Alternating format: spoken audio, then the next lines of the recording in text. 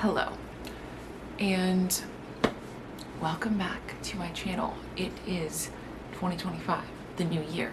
So this means that it is time to do my end of year book tag. I did this same video last year with the same questions, so that should be linked if you want to get a refresher on my thoughts from last year and what I was looking to for this year, because I do at the end talk about my goals for 2024, and you can remind yourself what I was hoping to accomplish reading wise this year.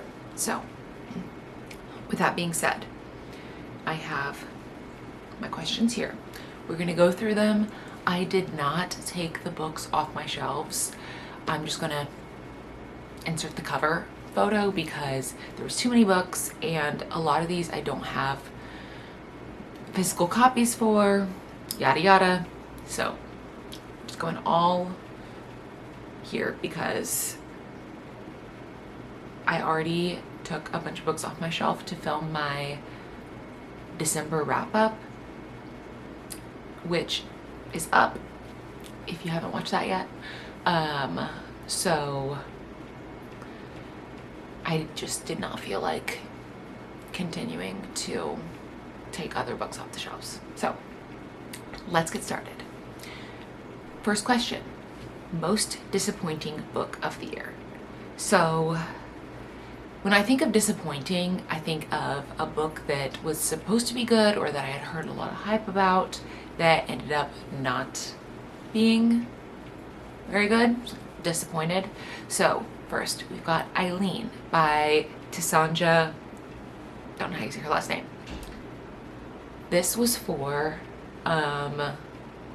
book club in February, and we were going on book club retreat, so we wanted to read a book that had a movie, and the movie has Anne Hathaway, and so we were looking forward to it, thinking that it was going to be good.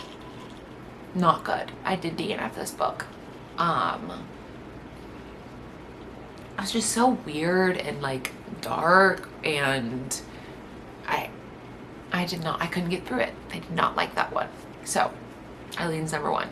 Number two is The Fine Print by Lauren Asher, and this is book one in the Dreamland Billionaire series.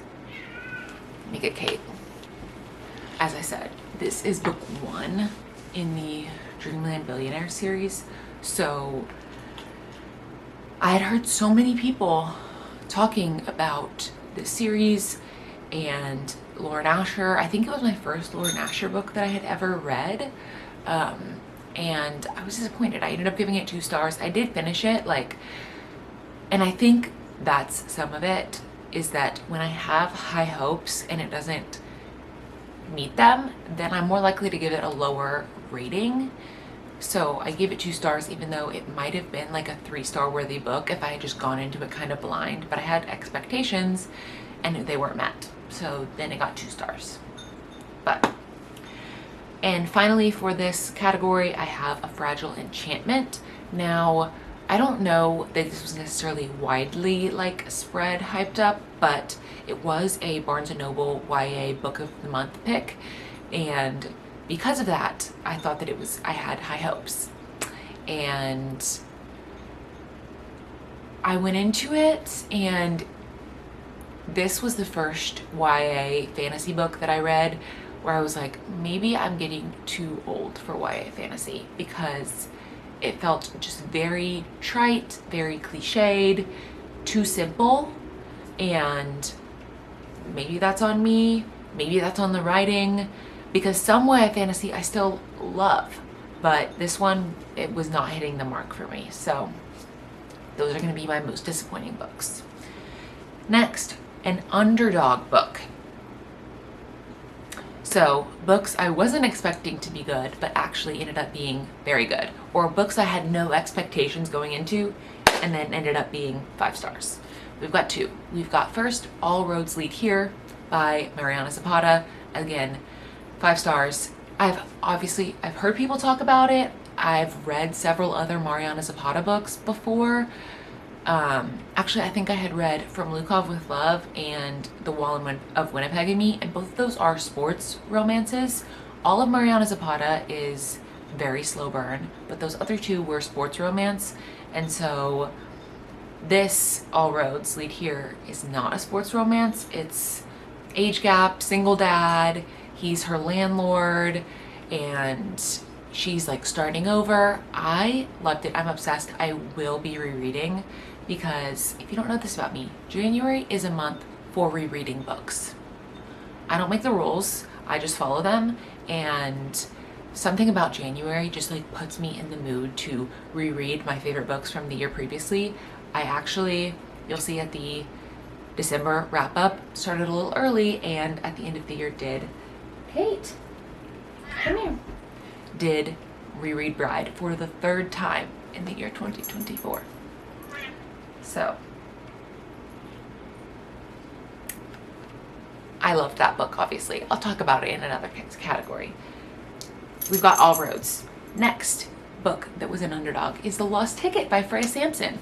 It does have a blurb from Ali Hazelwood on the front, which I think is what originally drew me to this book. I had read The Last Chance Library, also by Freya Sampson, and I remember it was good, but it wasn't like a favorite, whereas The Lost Ticket I have been recommending to everyone. I gave it to 2 different people as Christmas gifts this year.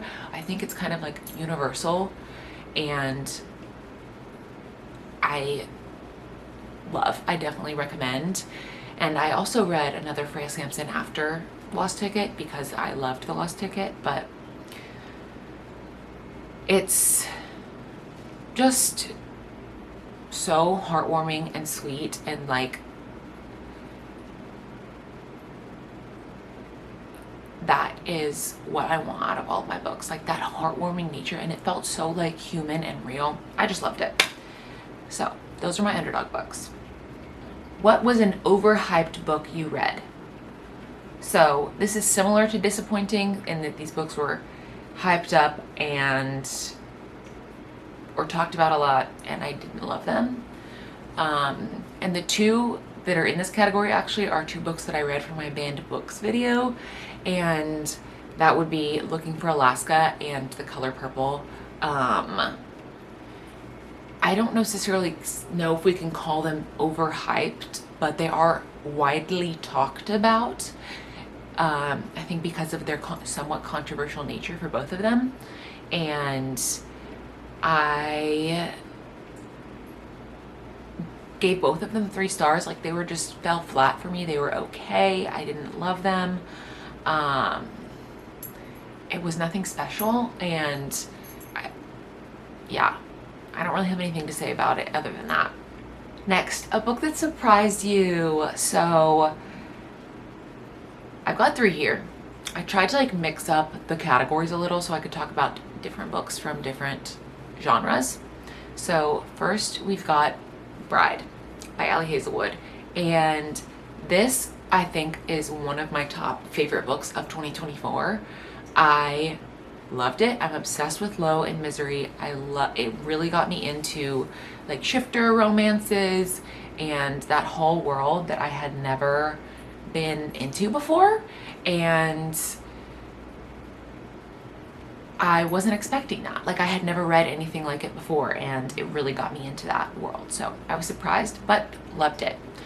Next, I've got Wild Eyes by Elsie Silver. I have read, I think, every Elsie Silver book. I got Wild Eyes as an ARC, and the first Rose Hill one, Wild Love, was good, but something about Wild Eyes was just so amazing. Like, I was surprised. Like, I knew it was going to be good, but it far exceeded my expectations, and it's my new favorite Elsie Silver book, I think.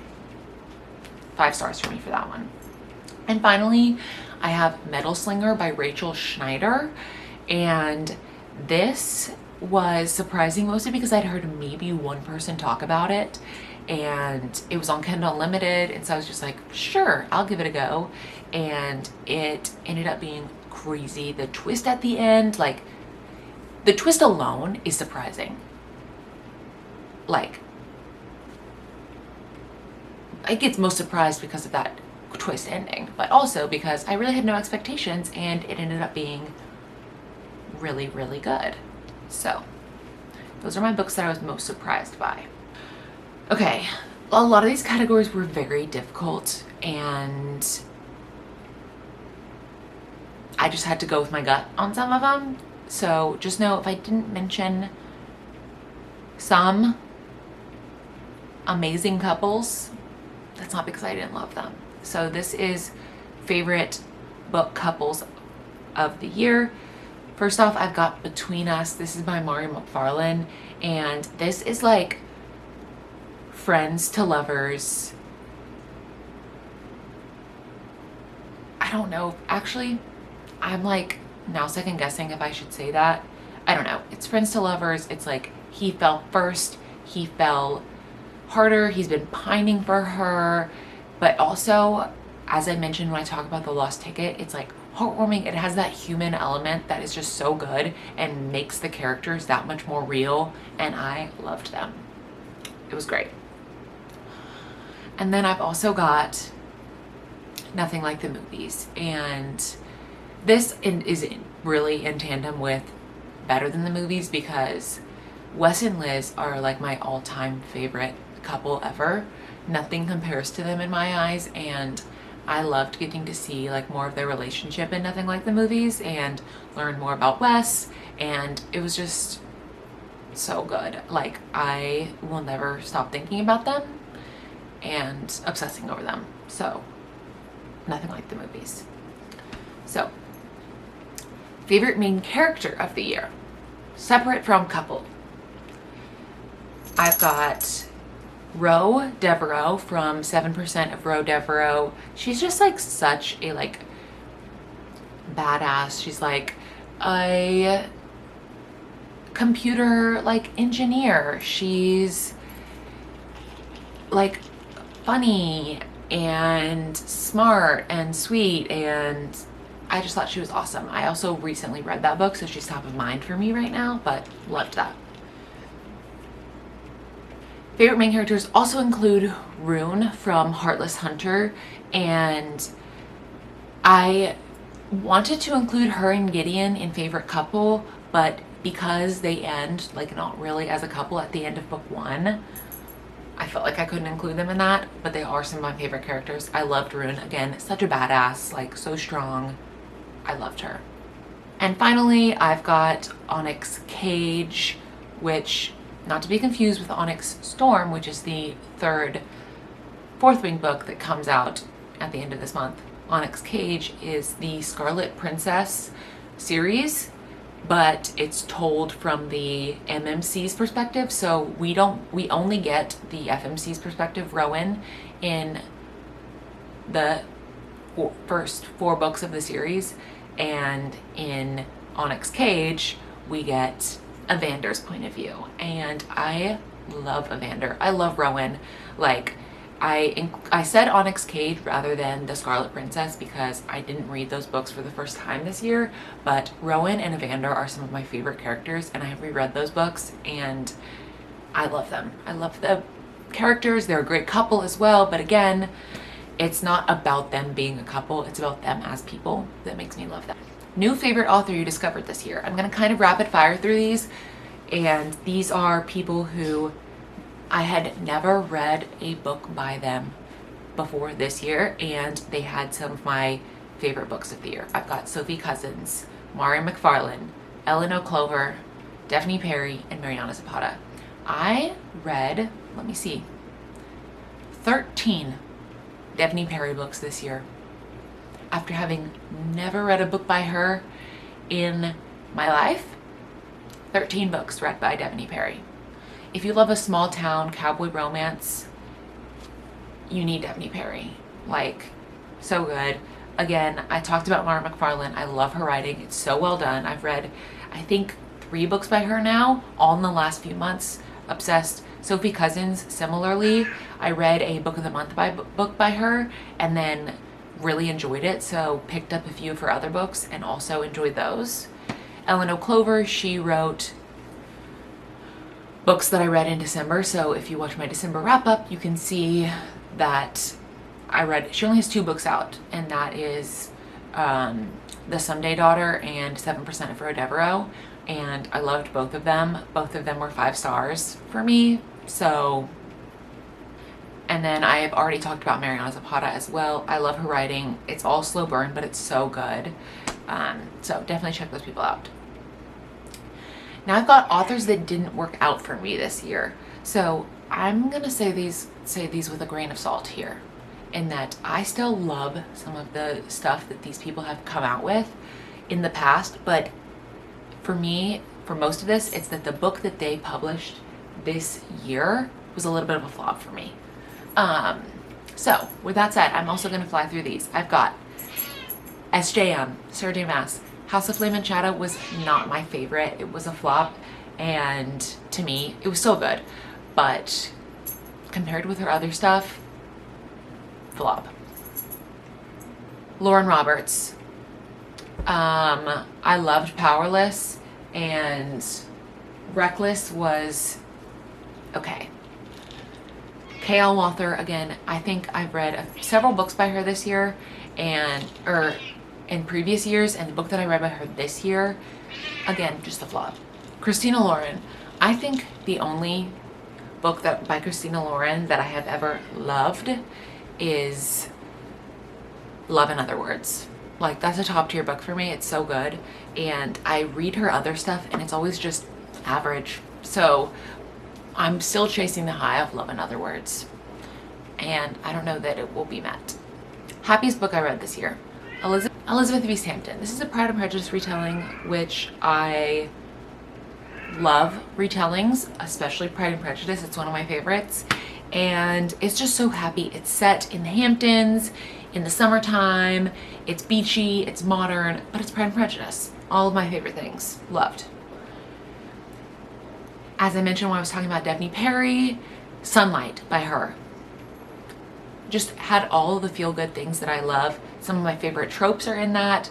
We've got accidental pregnancy, he's a cowboy, it's like enemies to lovers. It's amazing. It's an easy short read as well, but like I highly recommend. It's book 2 in a series, and book 1 is amazing as well, but Sunlight, loved. And last I've got Stay, because I felt as though I had to include a hockey romance. I read so many hockey romances. I love hockey romance. They always bring me joy. Are they always amazing books? No. But they always make me smile and giggle and kick my feet. And so I included Stay because it was one of the better ones that I read this year. And I love hockey romance always. What was the saddest book you read this year? The Women by Kristen Hanna. I'll insert a picture of me crying, bawling after reading it. Such a good book. Again, I think Bride and The Women are my 2 top books for this year. And The Women, although sad, is so good. And when I say sad, I also doesn't mean it doesn't have a happy ending, but I did cry a lot, and the subject matter is tough. So there's that. Then I've got Promise Me Sunshine by Cara Baston. And again, the subject matter, tough. Does it have a happy ending? Yes, it's a romance. It's so good, so cute, but the main character's best friend has died, and they were very close, and she is not doing well. She's struggling on how to continue to live her life without her friend, and her friend and her made a list of things to do to help her keep living, and it's tough. She's struggling, but she gets through it. It's sad, but it has a good ending. So also, that book's not out yet. I read it as an ARC, so when that comes out, you should read it. Next, I have P.S. I Hate You by Lauren Conley. Again, subject matter, tough. It's a dead sibling, and her and her brother were close, and she struggles with that a lot. So there's sadness in that, but again, it's a romance. It has a happy ending. The most frustrating book you read this year. I'm going to go ahead and start out with House of Flame and Shadow. As I mentioned when I was talking about authors, I really wanted this book to be so good. I loved the first 2 Crescent City books, but House of Flame and Shadow just fell flat for me. And I was frustrated by that. And the ending was like so like trite and like overdone. It like Sarah can't kill off a character. Like, I'm like, the stakes are low when you're just gonna keep bringing people back from the dead. So we gotta work on something. And I also think I have, since reading early other Sarah J. Maas stuff, I read Throne of Glass, and nothing compares to Throne of Glass. It's like highest level for me. Like, I think no other fantasy series will hold the same place in my heart that Throne of Glass does. Next, The Handmaid's Tale. This was frustrating and that I read it right after the election and it was hard to get through. It was frustrating. It was disheartening. It's a good book, but yeah, there was a lot of mixed emotions with that one. And finally, I'm gonna go with Rabid. As I was talking about when I talked about Bride, I got really into Shifter and like Omegaverse stuff. And did I finish Rabid in one day? Yeah. Was it 1 star? Yeah. It's just one of those things where like I wanted it to be so good and I was like, it just wasn't. Frustrated by that. Okay, the best book adaptation of the year. I'm gonna start by saying It Ends With Us because that's the only book to movie adaptation where I had actually read the book and seen the movie. Now, I don't know that that's necessarily the best adaptation of the year. The other ones I'm gonna say are ones where I did not necessarily read the book, but the adaptations came out. I will say Bridgerton, the new season of Bridgerton, I have read the book and I think this season 3 was my least favorite, but I do think in general the Bridgerton adaptations are top tier.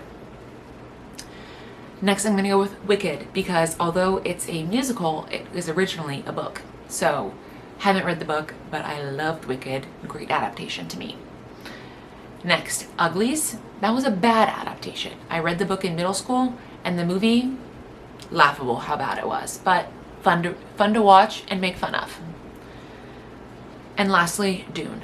Haven't read Dune, haven't seen the movie either, but I do know that it's highly acclaimed as being a good adaptation. So I wanted to include it just to throw that out there. My favorite covers of the year. I'm just going to quickly flash on the screen the pictures of them because it's really, again, it's all about how they look and the covers are beautiful. Promise Me Sunshine. Is she really going out with him? Lost and Lassoed. I always love not Elsie Silver, a Lila Sage cover. They're so well done always. Ministry of Time. Hunger Like No Other. The Husbands. And then I got the Illumicrate editions of all of the Ali Hazelwood books, and I have a Steamy-Lit edition of Bride, and I know that that's not like the traditional cover, but I wanted to include that. Those are beautiful and I love them. Book you haven't stopped thinking about. Bride and The Women. Those are my top 2 books of the year. I can't stop thinking about them. I'm always thinking about them, and I just, like,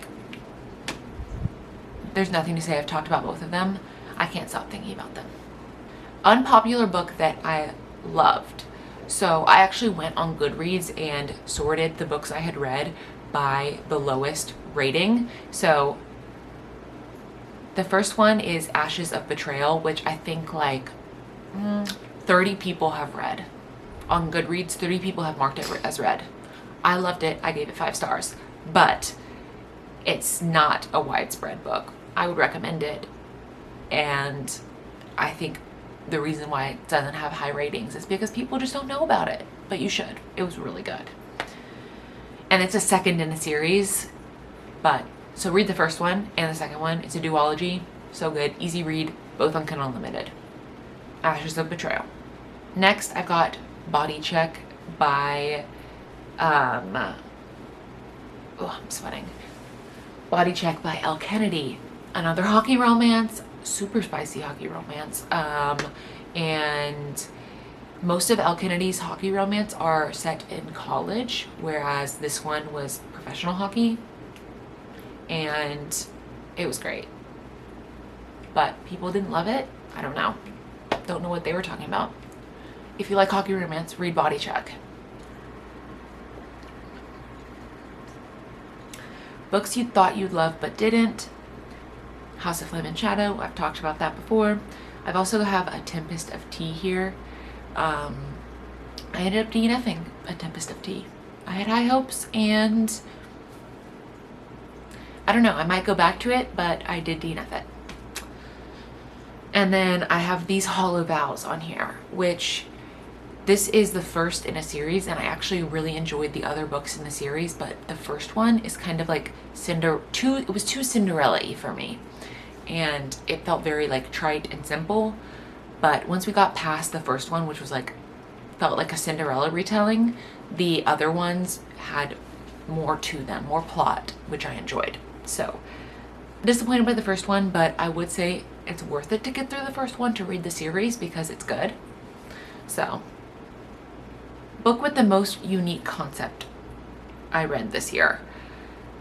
I'm gonna kind of say a few, but I will say that because I read fantasy and like weird shifter and omega, like I read different things. Like it's hard to have something with a unique concept in the romance world because there is a lot of tropes and there is a lot of like similarities in romance, but I will say I tend to try and mix it up, read some weird different parts of genres of romance, and I read fantasy, and fantasy is always going to have a little bit of a weird or unique plot. So, The Fake Mate, again, this is a shifter. They're both wolf shifters, and it's fake dating. Amazing. Under Lock and Key, this is by Lana Ferguson as well, so both by Lana Ferguson. Under Lock and Key is a monster romance, and he turns into the Loch Ness Monster at night. And he's got a weird thingy. Heir Apparently, this was an interesting concept in that it's like the apocalypse. Like it's I don't know how to explain it. She and the prince are like on a plane, and then the plane like falls out of the sky. They end up on a deserted island. They can't escape. It's like all these crazy things. And the series is called The Prince and the Apocalypse. So it's like apocalypse themed prince romance. Weird, but actually I liked it. Primetime Romance. This is a romance where she wakes up in her favorite sitcom. The sitcom is like Gilmore Girls-esque, and she has to figure out how to escape. I also read Change of Heart last month, and it's a similar concept, but it's not her favorite like sitcom. She just ends up like in a Hallmark movie, and she hates it and is trying to get out, but she can't get out. Anyway, those are interesting. And as I said, there's really a lot of other interesting, unique concepts that it's hard to pick. Book I read this year that I would reread, The Book Swap by Tessa Vickers, which if you get the hardback, or I don't know if there's a paperback out yet, if you get the at least US version, there is a blurb by me on the front, on the inside page. So go get that book so you can see my name and my blurb. But it was a good book, obviously, and I want to reread it. Annie Ashley Poston. So I would reread The 7-Year Slip or The Dead Romantics. I don't think I would reread the novel Love Story as of right now, but either of those other two Ashley Poston would definitely reread, hopefully in the coming year. Check and Mate. I have reread every Ali Hazelwood book except for Check and Mate and Not in Love. Ali Hazelwood's one of my favorites. I love all of her stuff, and I really liked Check and Mate, and it was fun and different and chess themed, and I would reread it. And finally, the whole Throne of Glass series. I'm planning on doing a reread in 2025. I read it for the first time in 2023. So I read it in the fall of 2023, finished it right before, like in December, before the new year. So it's been a year and I'm ready to reread it. Okay, so finally we are going to talk about my Goodreads and Fable reading goal for the year, and my reflection on my past year of reading. So last year I set my reading goal as 125, and I ended up reading 274 books. Don't ask me how I did it. I don't know. I read a lot. So needless to say, I blew 125 out of the water. But when I was thinking about my goal for the new year, I really didn't want to set it so high that it was going to be something that felt like a job or that I was stressed about, because that's not the point of reading. The point of reading is that I love to do it, obviously, and I will continue to want to love to do it if I don't put that pressure on myself. So I did set my goal as 175 this year, which I read 100 more books than that basically this year. I read almost 275, and I'm setting my goal for the new year as 175. So it might seem like not a stretch goal. It's not really a stretch goal. If I was stretching myself, I'd set it for 300, but that would be way too much pressure on myself, and I like reading and I want to continue to like reading, so I'm going to set it at 175. And hey, if we get to June and I'm already at 175, I might push my goal out and see how far I can go, but 175 feels attainable, and who knows how I'm gonna feel when I start reading this year. Like, last year was crazy. It might have been a fluke. Like, the year previously I read less than 200. It was like maybe it was around 175. So I feel like that's realistic and still a goal. So that's where we're going with 175. What is a book I wish I got to this year? That's going to be The Endless War and Ninth House. I had Ninth House on my fall TBR and I did not read it. I still would like to. It's very intimidating to me. So hopefully I'll get to it in 2025. That would be a goal, to read Ninth House. And also I want to finish, or actually I don't know if the 5th book is even out yet, but I want to try and finish some of my ongoing fantasy series. So I have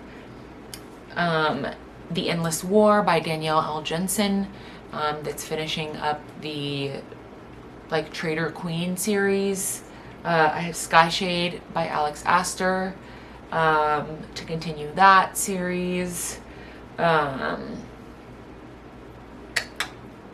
obviously there's some fantasy series where the books are continuing to come out, but I would like to tighten in on series. And again, it's so hard to know because I could pick up a book and not realize it's in a series and then have to continue to wait for books to come out. And that's just how it is. But I have a few books physically on my TBR that are continuations of series that I would love to get to in 2025.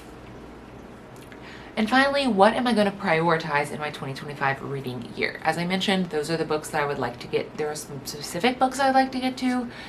And last year, at the end of the year, I set a goal of reading some more classics. I think I wanted to read Sense and Sensibility specifically, which I did read. I also read Anne of Green Gables this year. So I pushed myself a little bit in that, and I wanted to read, as I said, more classics. I read The Handmaid's Tale. I read The Color Purple. That was pushing me out of my comfort zone, definitely. I think I put myself out there a little bit more with my reading. And I obviously would love to continue that. I don't necessarily think that I'm going to set the goal of like classics for 2025. Last year I was hoping to read maybe more mystery and thriller. I don't necessarily know that I did that, because I definitely mostly read romance or fantasy / romantasy. Everything needs to have a little of romance for me, and if there's not, I feel disappointed. Which is just, I need that in my, I'm sorry. So I don't think, as I said, I'm going to put too much pressure on myself to read anything specific. I want to finish series. I want to read books that I like, that I want to read, and DNF books that I don't want to. Because that's always been a challenge for me, is to DNF. So learn to DNF. And that is all that I have for you for this end of year book tag. Thank you for watching. Obviously, subscribe if you liked this, if you want to see what I get up to actually reading this year. Watch old videos to see stuff that I read last year, and follow me on TikTok and Instagram. They're always linked below. I'll see you somewhere else on the internet or right back here next week for another video. Bye.